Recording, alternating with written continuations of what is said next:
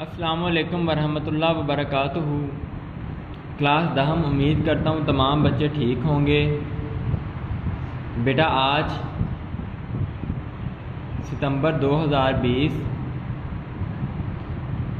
بروز منگل، سبق علی بخش، مصنف کا نام قدرت اللہ شہاب کا نثری حصہ پڑھنے جا رہے ہیں۔ تو آئیے آغاز کرتے ہیں۔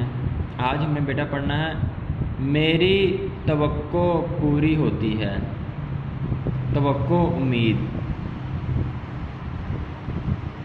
اور تھوڑی سی پریشان کن خاموشی کے بعد، پریشان کن، پریشان کرنے والی، پریشانی والی۔ علی بخش مجھے یوں گھورنے لگے کہ یہ عجیب شخص ہے، عجیب منفرد، جو ڈاکٹر صاحب کی کوئی بات نہیں کرتا۔ ڈاکٹر سے مراد علامہ اقبال صاحب۔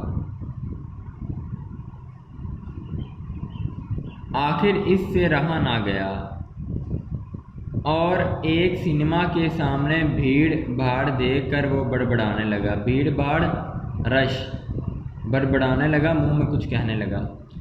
مسجدوں کے سامنے تو کبھی ایسا رش نظر نہیں آتا، رش ہجوم۔ ڈاکٹر صاحب بھی یہی کہا کرتے تھے۔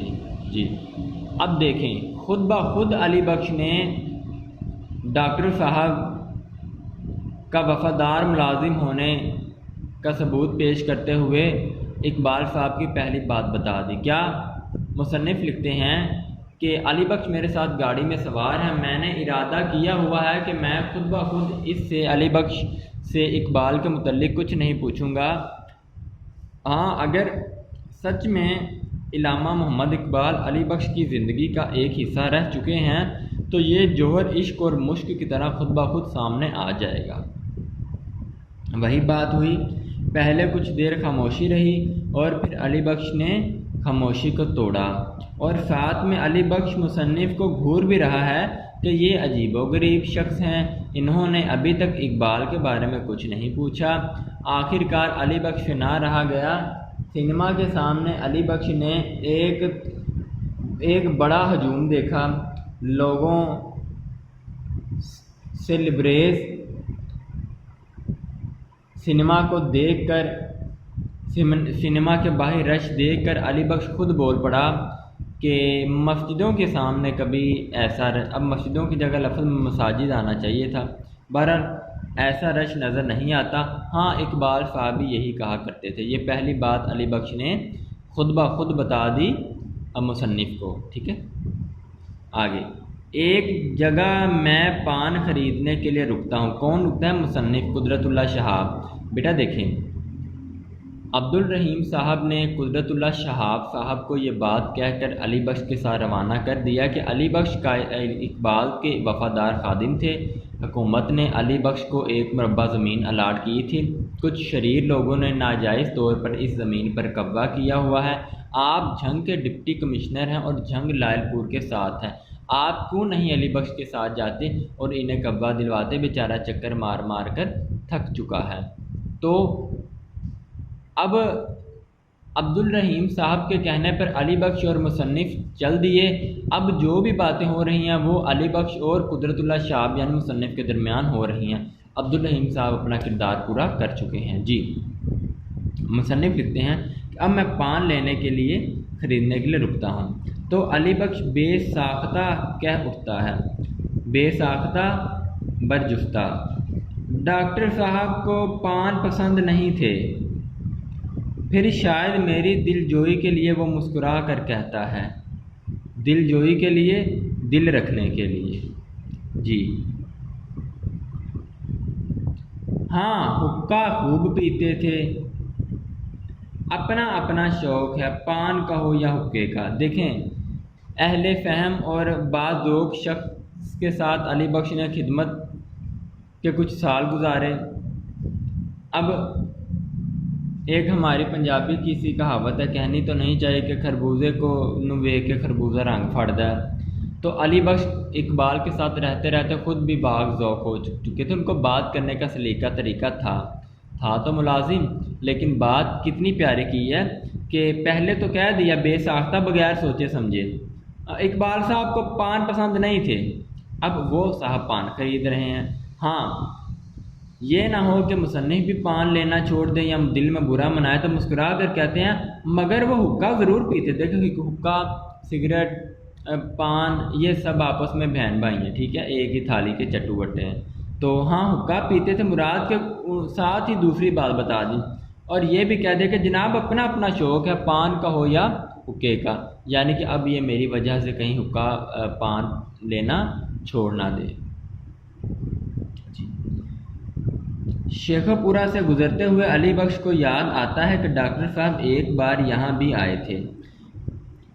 یہاں پر ایک مسلمان تحصیلدار تھے، جی بیٹا، تحصیلدار مال افیسر، جو ڈاکٹر صاحب کے پکے مرید تھے، مرید ماننے والے تھے۔ انہوں نے دعوت دی تھی۔ ڈاکٹر صاحب کو پلاؤ اور سیخ کباب بہت پسند تھے۔ آموں کا بھی بڑا شوق تھا۔ وفات سے کوئی 6 برس پہلے جب ان کا گلا پہلی بار بیٹھا تو کھانا پینا بہت کم ہو گیا۔ جی اب دیکھیں کہ پہلی بات تو بتا دی کہ اقبال صاحب کہتے تھے کہ جو رش آج کل سنیما گھر کے سامنے ہے ایسا کبھی مسجدوں کے پاس تو نہیں آیا۔ اب ساتھ ہی مصنف لکھتا ہے کہ ہم جب شیخو پورہ سے گزرے تو خود بخود علی بخش نے میرے بغیر پوچھے کہے اس بات کا اقرار کیا کہ اقبال صاحب کے یہاں مرید رہتے تھے۔ وہ مال افیسر تھے یعنی تحصیلدار تھے۔ ہاں ایک بار دعوت دی تھی، اقبال صاحب کو پلاؤ اور سیخ بہت پسند تھے۔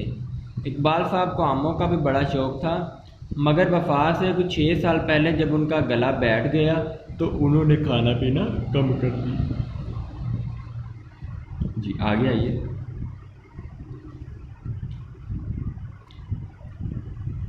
اب علی بخش کا ذہن بڑی تیزی سے اپنے مرکز کے گرد گھوم رہا تھا۔ مرکز محور، وہ بڑی سادگی سے ڈاکٹر صاحب کی باتیں سناتا جاتا ہے، سادگی، آسانی سے، بغیر بناوٹ کے۔ ان باتوں میں قصوں اور کہانیوں کا رنگ نہیں بلکہ ایک نشے کی سی کیفیت تھی، کی طرح کیفیت، حالت، نشہ محو ہو جانا۔ جب تک علی بخش کا یہ نشہ پورا نہیں ہوتا غالباً اسے ذہنی اور روحانی تسکین نہیں ملتی۔ ذہنی وجود کے طور پر، روحانی روح کے طور پر تسکین، سکون۔ صاحب جب ڈاکٹر صاحب نے دم دیا ہے میں ان کے بالکل قریب تھا، دم دینا جان نکلنا، قریب پاس تھا۔